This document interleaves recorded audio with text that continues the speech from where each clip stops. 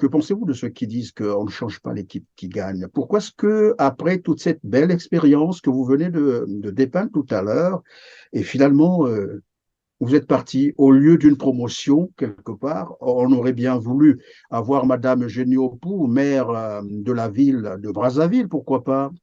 Mais pourquoi vous êtes parti finalement après ce bon travail que vous venez d'expliquer? C'est une très bonne question, mais que je répondrai sans détour, hein. Je l'ai dit, hein, tantôt. Au Congo, les choses ne se passent pas comme ailleurs. Je sais comment les choses se passent. Quand on est élu, quand on est élu pour 5 ans, on est élu pour 5 ans. Après les 5 ans, on répond. On a nommé quelqu'un d'autre à ma place. Je n'ai jamais reçu à ce jour la raison pour laquelle. J'aurais voulu. Vous n'aviez pas été prévenu? Mais pas du tout. Je n'ai jamais eu un document qui dit, Madame, pour faute grave, ou pour je ne sais pas quoi, vous êtes remplacé. Je n'ai jamais eu ça. Mais ça, c'est aussi l'administration du Congo, hein. Je suis Madame Opou, moi. J'apporte ce que j'ai. J'apporte ma pierre, j'apporte mon intelligence, j'apporte mon temps. Il faut respecter les compétences. Madame Eugénie Opou, vous êtes en train de nous dire quelque chose sans nous le dire, en fait. Oui, c'est ce que je constate. C'est ce que je dis. Je dis, ça ne m'a fait ni chaud ni froid. Ce que j'ai fait, c'est que tout simplement, je me suis dit, bon, on n'a pas besoin de moi, ça se passe comme ça au Congo, je ne me suis pas posé mille et une questions. Oui, mais je sais, dans tous les cas, ce que je sais. Quand vous dites le mobile ou pas, madame, quand vous dites le mobile ou pas, prévenu ou pas, mais lorsque vous êtes face à une telle décision, à une telle, j'allais dire, sanction, il y a toujours un pressentiment où on se dit, ben, c'est arrivé parce que probablement il y a eu ça. S'il y a une chose que je peux dire, au moins, il y a quelqu'un qui m'a dit, mais ce n'est pas n'importe qui me dit, oui, madame Opou, ici, on n'a pas besoin de compétences. Ben, si vous n'avez pas besoin de compétences, ma foi, ben, voilà quoi, les compétences ont le droit d'exister. Ou alors, si l'on ne vous dit pas ça, c'est une manière de vous dire, oui, madame Opou, on vous donne tout, mais vous ne donnez rien. Ah, ben, vous voulez que je vous donne quoi?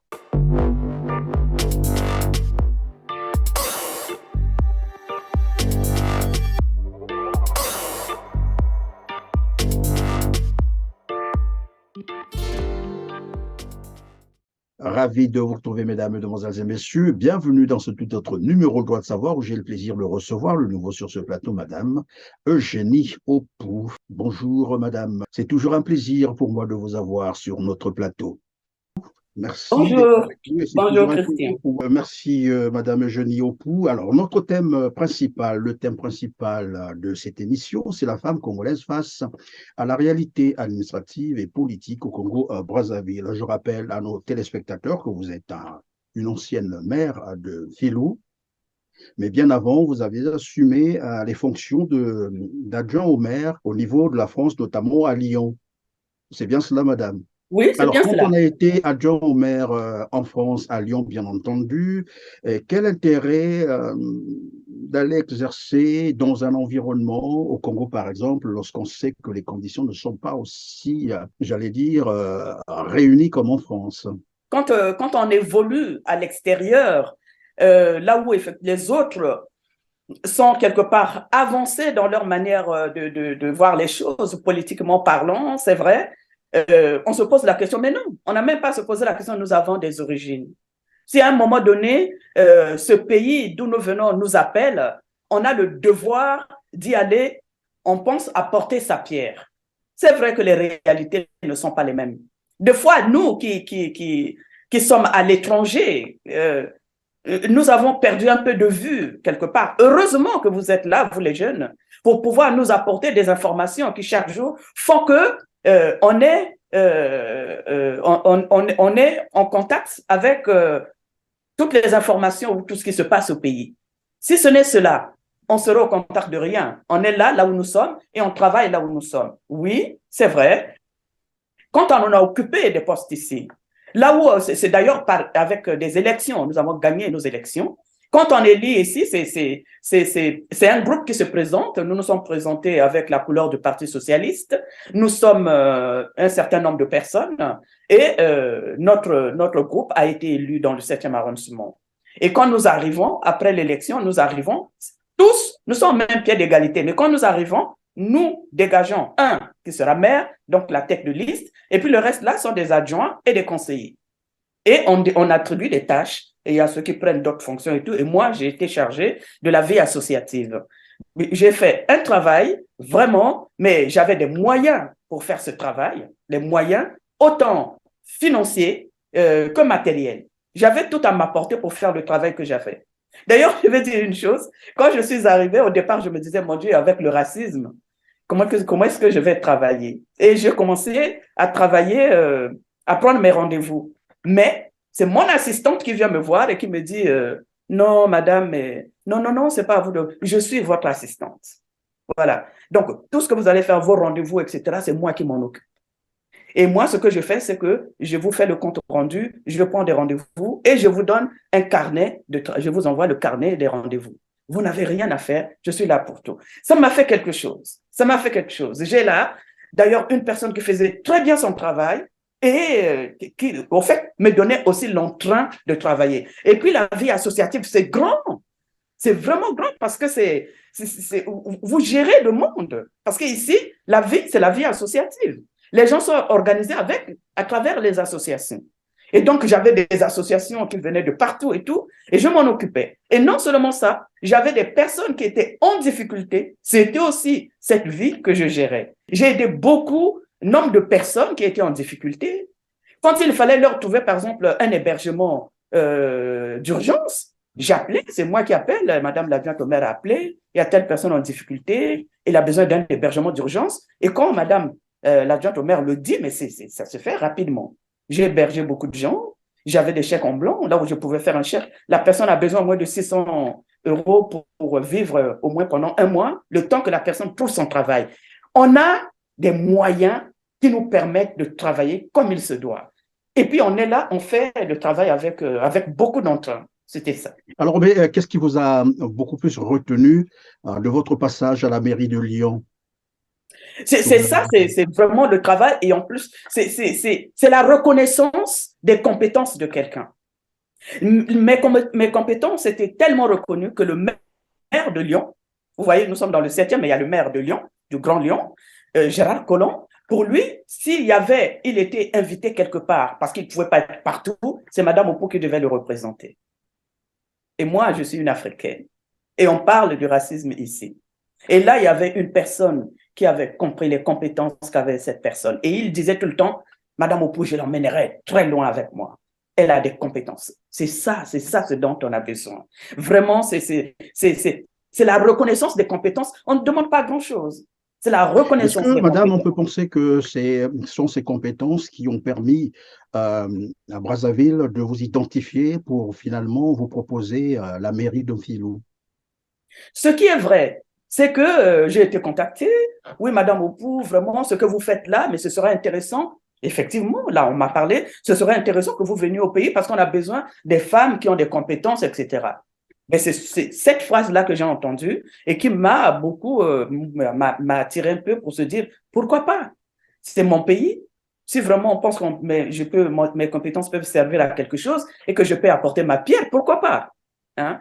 Et là, effectivement, j'ai accédé à cette demande-là. Et quand j'ai accédé à cette demande, ceux qui m'ont contacté, c'était les gens du Parti congolais du travail. Ici, en ce moment-là, on mettait en place PCT France-Europe. Et j'ai participé effectivement à cette assemblée ici, etc. J'ai été parmi les membres du bureau et on nous a appelés même à participer au congrès du PCT au Congo. Et donc, quand je suis arrivé au Congo, je me suis dit, mais pourquoi pas faire quelque chose ici, si on peut. Alors, c'était très bien parce qu'en ce moment-là, on préparait les élections législatives. Je me suis dit, tiens, je vais me présenter aux élections, je vais voir comment ça se passe, en fait.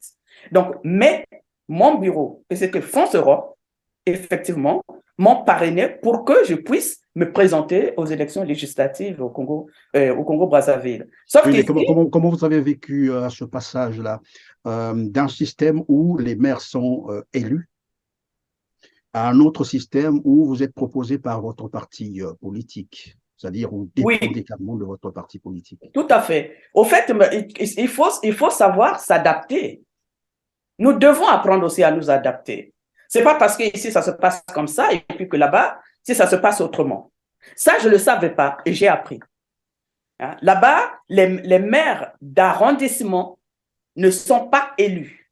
J'ai même relu les documents j'ai même relu les documents pour comprendre est-ce que vraiment il y a un document qui écrit que les maires doivent être élus. Je n'ai pas trouvé. Par contre, j'ai trouvé que le maire central, c'est lui qui est élu par le conseil municipal. Mais les maires d'arrondissement sont nommés. C'est comme ça au Congo. C'est ça. Et puis quand on arrive, naturellement, là on se dit, on vous nomme, on nomme Madame Opou a été nommée maire de Mfilou, je ne le savais pas. Je me suis dit, ben, pourquoi pas. En ce moment-là, j'étais au conseil, on appelle ça comment? Parce que j'avais été élu parmi les conseillers locaux. On appelle l'élection des conseillers locaux, je crois, quelque chose comme ça. Hein, on siégeait à Kinkala et on travaillait, on faisait un bon travail là-bas aussi. Et là, Madame Opou est élue à la mairie. Il n'y a pas de problème. J'ai une expérience de la mairie. On va essayer de voir comment ça se passe. Et voilà, je suis allée. C'est une nomination. Allons-y, Oui, ce n'est évidemment, pas un moi, problème. c'est un peu ce Mais passage. les ministres aussi. Je voulais un peu comprendre à Lyon, lorsque vous êtes adjoint au maire à Lyon, vous rendez compte, c'est-à-dire vous avez l'obligation de rendre compte et de travailler pour la population. De l'autre côté, c'est le parti qui vous propose ou qui vous nomme, et là-bas, la rigueur, bon, on n'a pas les comptes à rendre à la population. Ça dépend. Je pense qu'il faut, ça dépend de la personne qui prend ses responsabilités. C'est cette personne à qui on confère les responsabilités qui doit agir. D'une personne à une autre, ce n'est pas pareil. C'est pas possible. C'est même, j'ai envie même de dire, c'est pas question de femme. Quand une personne, moi, quand je suis arrivée, une fois qu'on m'a nommé, ma Non, je question, parle de la fonction, Madame Eugénie Opou. Je parle oui, de la fonction. Je ne parle pas du genre femme, homme. Non, je parle de la fonction elle-même, qui en réalité n'a pas en réalité les mêmes obligations lorsqu'on est en France ou lorsqu'on est au Congo. Parce qu'au Congo, je l'ai rappelé, vous êtes nommé, vous êtes proposé par votre parti politique. C'est un choix où c'est quelqu'un qui fait un choix à la rigueur et qui mhm, l'impose mhm. à l'arrondissement. Oui, mais ce que je veux dire, c'est que ça ne veut rien dire du tout. Je veux dire, les ministres sont nommés. C'est pas Alors, parce parlez-nous qu'on... donc de votre expérience. Vous avez eu les mains libres, comment ça s'est passé, votre expérience? Et puis, on reviendra sur une question d'actualité tout à l'heure. OK. Non, ben, les mains libres. Moi, je pars d'ici, dans ma tête, je suis cette Congolaise française, j'ai l'habitude de travailler ici, j'ai mes mains libres. Quand je suis arrivée, je ne me suis pas posé des questions. Je dis, on m'a fait confiance, c'est ce que je me suis dit. Maintenant, il faut que je démontre de quoi je suis capable. Dans ma tête, c'était ça. Je ne me suis vraiment pas posé des questions. Mais j'ai pris ma liberté. J'ai pris ma liberté de penser, ma liberté d'agir, ma liberté d'expression. Personne ne m'a fait de l'ombre là-dessus. Et j'ai travaillé, comme il se devait, avec les réalités que j'ai rencontrées. De ce côté-là, vraiment, on va continuer dans le débat, on verra, mais de ce côté-là, des mains libres. Mais je n'ai pas vu quelqu'un qui est venu me dire quoi que ce soit, ni comment est-ce que je devais m'organiser, ni comment est-ce que je devais travailler. Jusque-là, il n'y a encore rien de négatif. Les Congolais, hein, dans l'ensemble, les Congolais dénoncent un peu la lenteur administrative dans les mairies, bien sûr, où parfois même pour un acte de naissance, il faut attendre les mois pour obtenir ces Très actes bien. ou Ça, c'est les autres pratique. actes administratifs. Ça, c'est pratique. Alors, moi, quand je suis arrivée, je parle de moi. Hein, parce que, j'ai dit, ça dépend de la personne qui prend ses fonctions. Et personne, il n'y a pas l'épée de Damoclès sur la tête de la personne pour lui dire, ben, pour les documents administratifs, faites la lenteur, ou pour ceci, n'agissez pas rapidement. Il n'y a rien qui dit cela. Donc, nous portons, la personne qui a été nommée porte la grande responsabilité de ce qu'elle fait là où elle est. Moi, quand je suis arrivée, et on m'a parlé effectivement de cette lenteur administrative, là où les gens pouvaient faire 6 mois pour avoir l'acte de naissance. J'ai dit chez moi, c'est pas ça. C'est moi qui ai organisé mon service.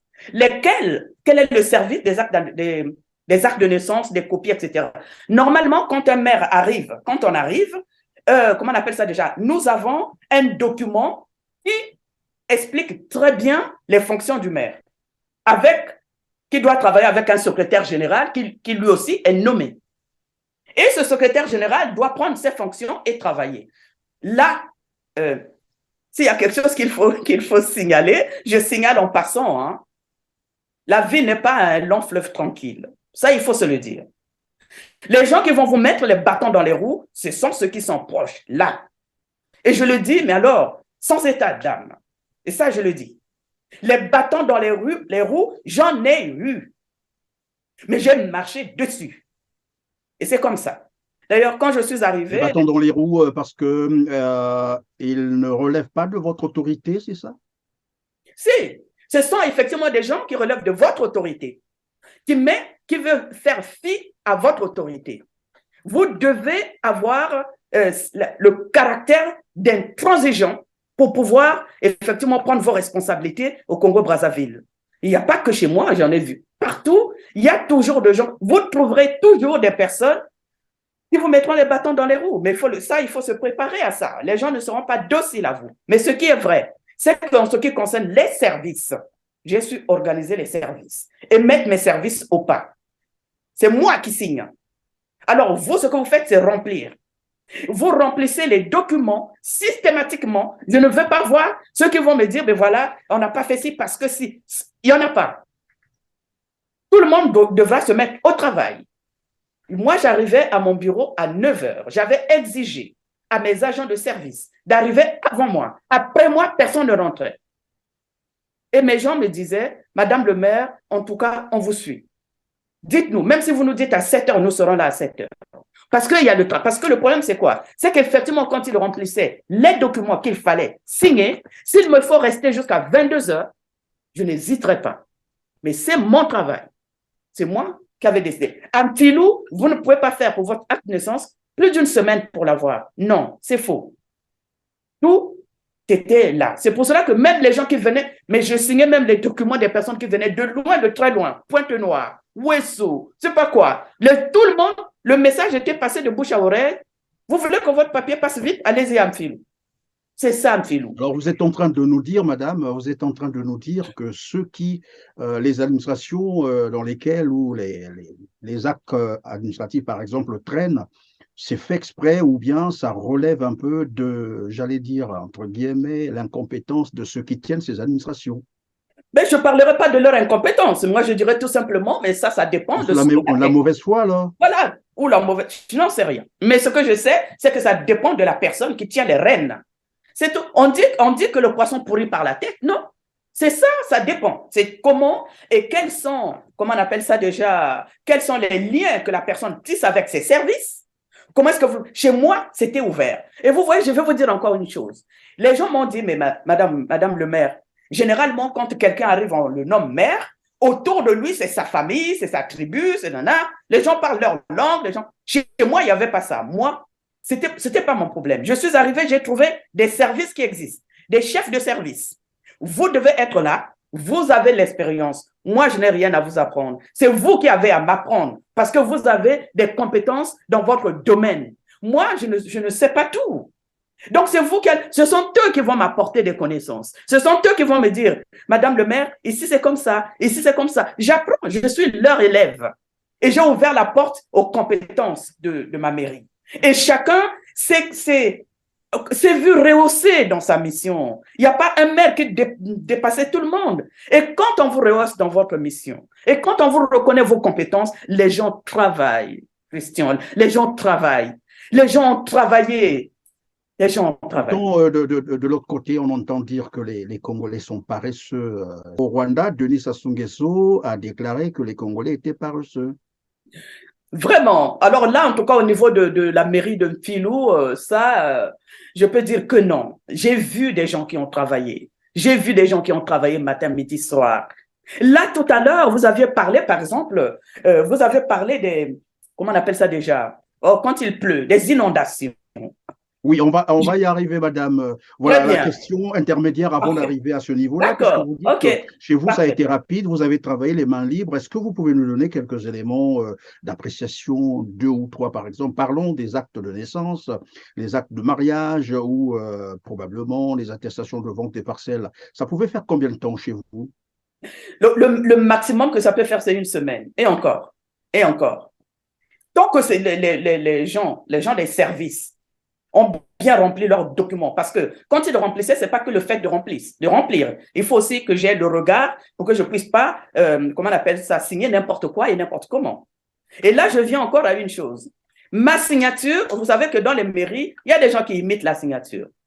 Les gens du service sont venus me voir en disant, Madame le maire, on ne peut pas imiter votre signature. Et ça, c'est une chose qu'on n'a jamais vue, ça fait longtemps. Parce qu'on ne peut pas imiter votre signature, parce que vous travaillez avec tout le monde, parce que vous nous aviez compris, alors là, on doit venir vous expliquer les choses pour que tout passe comme il se doit. Et donc, les gens, ce qu'ils faisaient, c'est qu'ils venaient m'expliquer. Les mariages, on a célébré les mariages en filou, mais les gens venaient de loin pour venir célébrer les mariages en filou. Chez nous, c'était des cérémonies exceptionnelles. J'ai vu même des Chinois qui venaient venir m'écouter quand je célébrais les mariages. Ah, j'ai la chair de poule.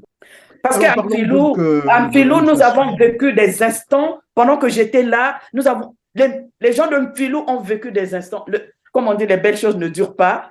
Ils ont vécu des instants exceptionnels. On va y arriver tout à l'heure. Alors, Madame, c'est pas pour parler de moi. Hein. C'est pas pour parler de moi. Merci, Madame Eugénie Opoux. Alors, parlons un peu de l'aménagement de l'arrondissement. Vous êtes parti de là. Je ne sais pas si, pendant que vous étiez encore là, c'était la même réalité, mais aujourd'hui, et depuis un certain temps, toutes les fois qu'il pleut, l'arrondissement est dans l'eau.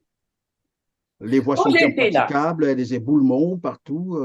Voilà, il y a l'ensablement, des grandes avenues. Voilà, en fait, l'arrondissement est impraticable.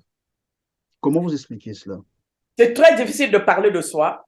Les gens de Mfilungamaba témoigneront. Quand j'ai été à la mairie, j'ai ma voiture, je dois me rendre à la mairie. Et Madame le maire ne peut pas se rendre à la mairie. Je vis à Mfilou, moi. Donc, je ne dois pas me rendre à la mairie par les voies qui sont boiteuses. Je mets aussi ma vie en insécurité et la vie de la population. Alors, ce que je faisais systématiquement, c'est qu'il y avait des personnes qui s'occupaient de vérifier les voies, là où il y avait des trous, là où il y avait des problèmes, etc.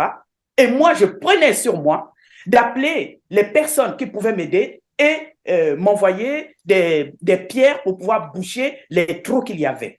Et j'avais arrangé la voie qui allait jusqu'à la mairie et les autres voies qui allaient jusque chez moi. Je prends juste comment on appelle ça déjà, cette décision que j'avais prise. Vous savez, à Mfilou, il y a beaucoup de véhicules qui vont chercher du sable de l'autre côté. Des véhicules qui transportent des sables. Hein. Et ces véhicules-là aussi, ce sont des gros véhicules qui dénaturent aussi les voies, parce que c'est des gros véhicules. Et nos routes, vraiment, ne sont pas faites pour ces gros véhicules-là. Alors, ce que je fais… Il n'y a pas une réglementation, par exemple, dans ce sens. Là, ça, je ne peux pas parler des réglementations, ce n'est pas moi qui les fais.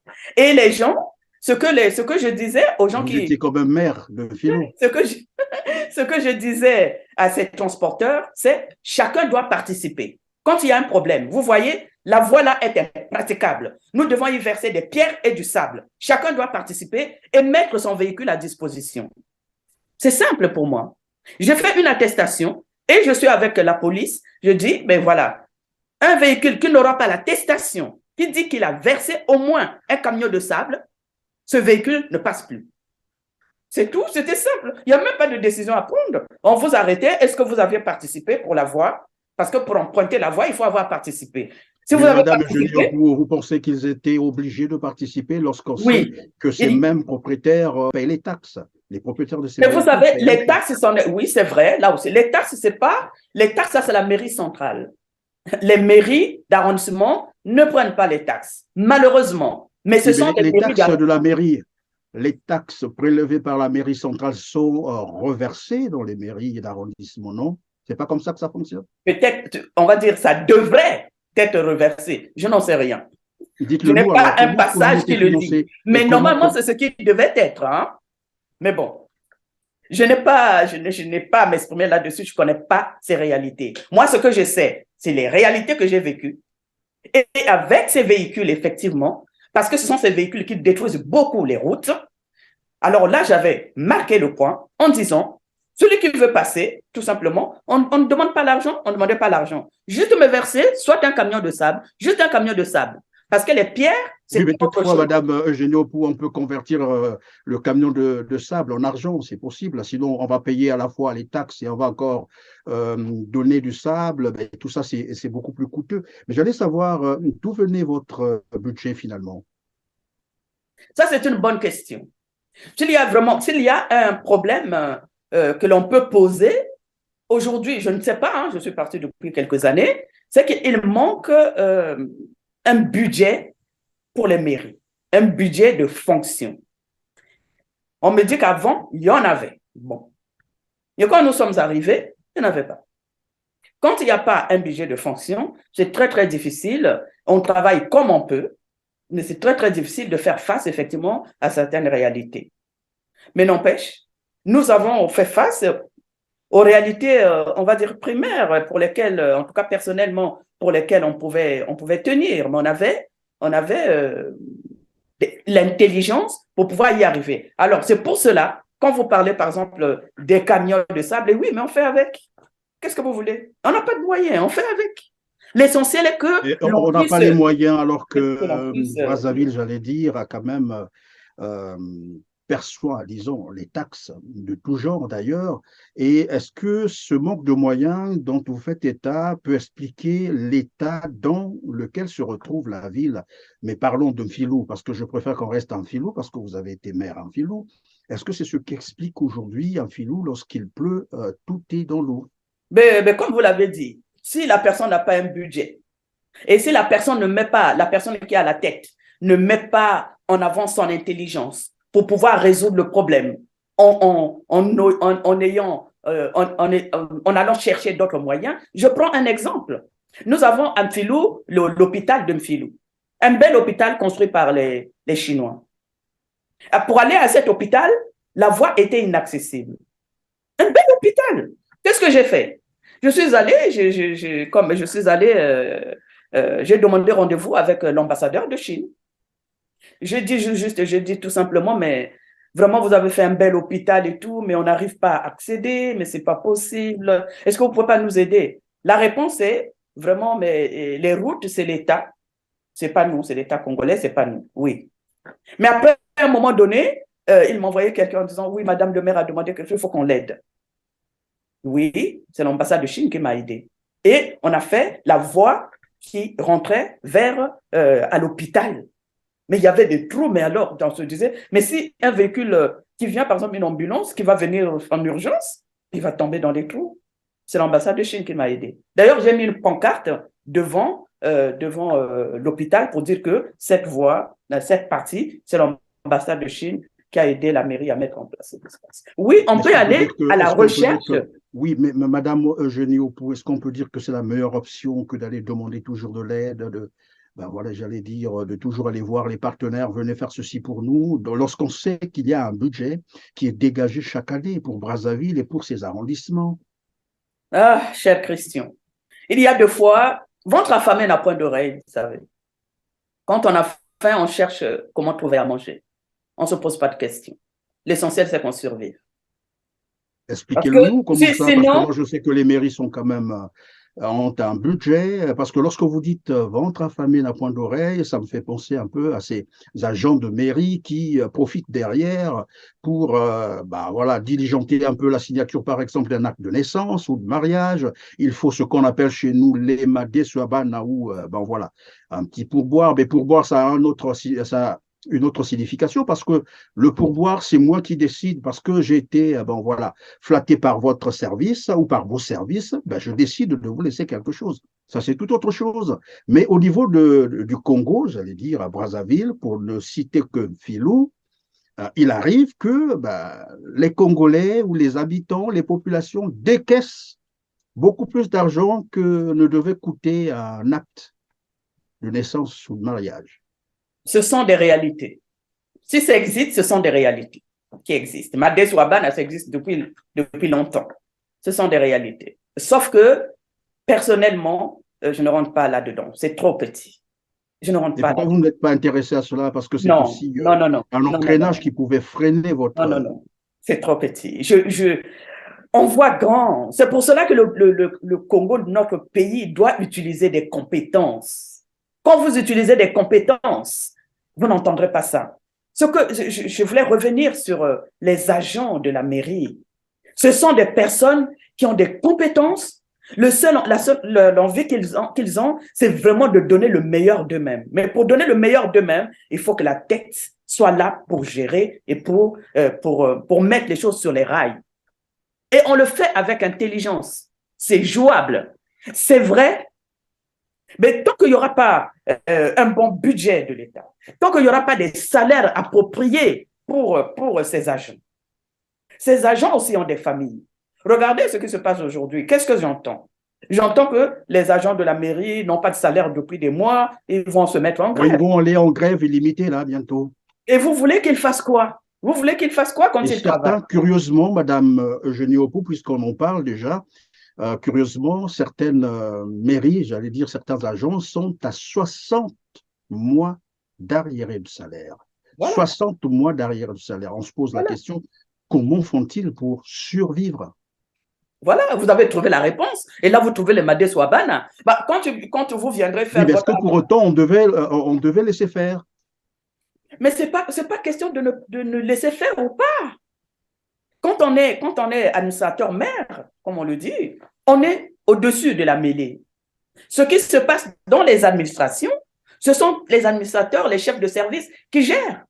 Tout comme j'ai même oublié que nous avons aussi des chefs de quartier, quand j'ai travaillé, qui ont fait un bon travail et qui m'ont beaucoup soutenu dans le travail que je faisais. Voilà les gens aussi qui sont... Les choses sont organisées quand vous arrivez dans un arrondissement.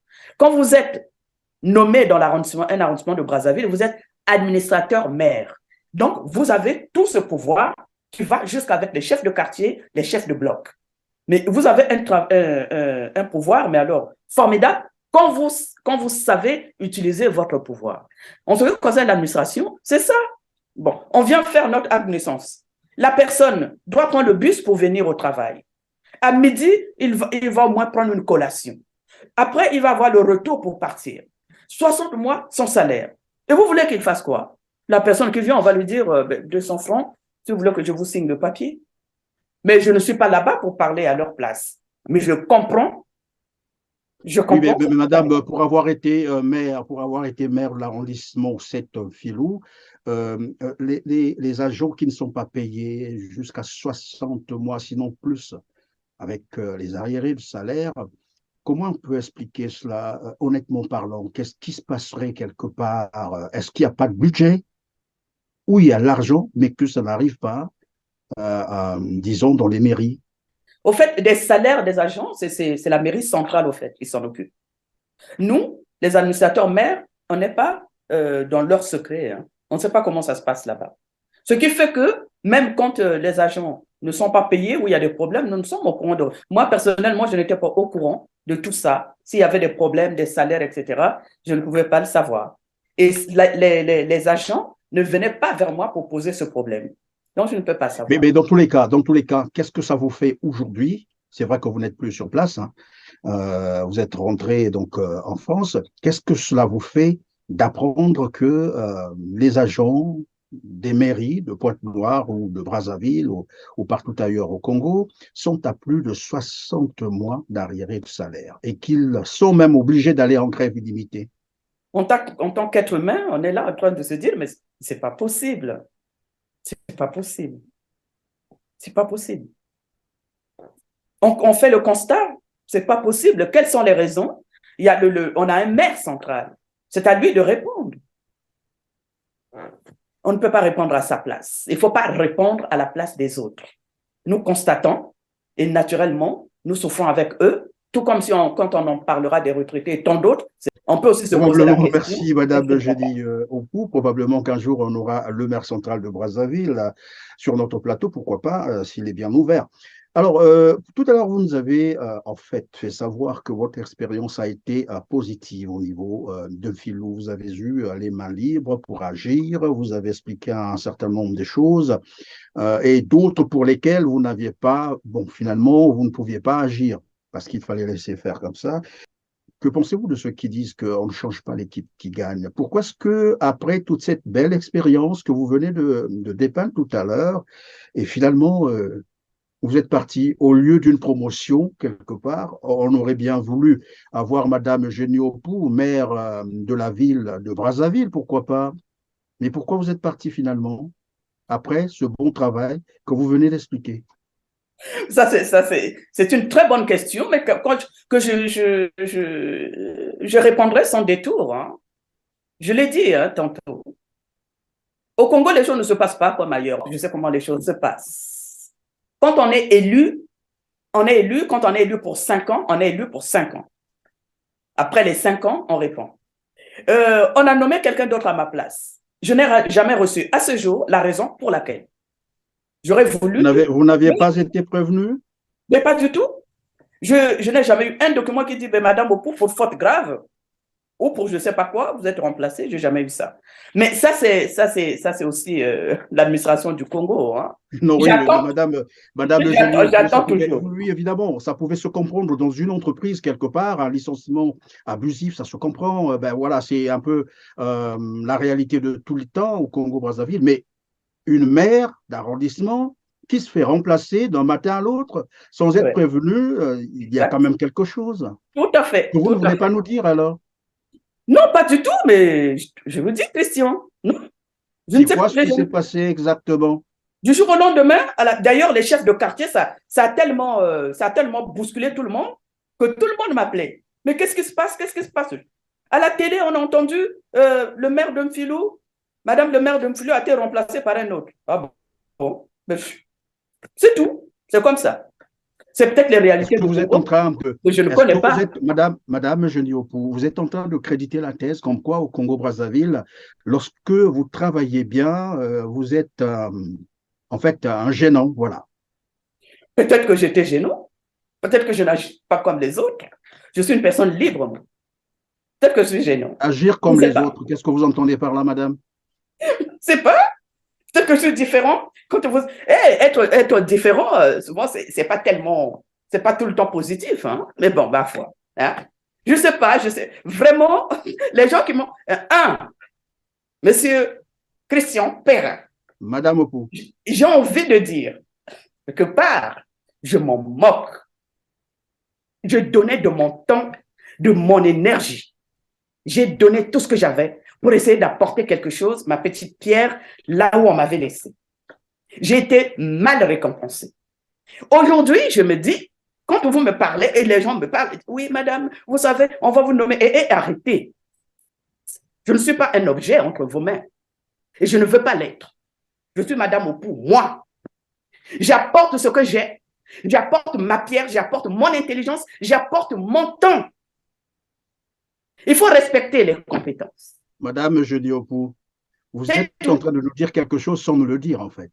Oui, c'est ce que je constate. C'est ce que je dis.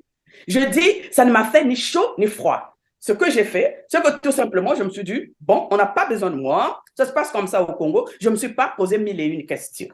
Oui, mais je sais dans tous les cas. Ce que je sais. Quand vous dites le mobile ou pas, madame, quand vous dites le mobile ou pas, prévenu ou pas, mais lorsque vous êtes face à une telle décision, à une telle, j'allais dire, sanction, il y a toujours un pressentiment où on se dit, ben, c'est arrivé parce que probablement il y a eu ça.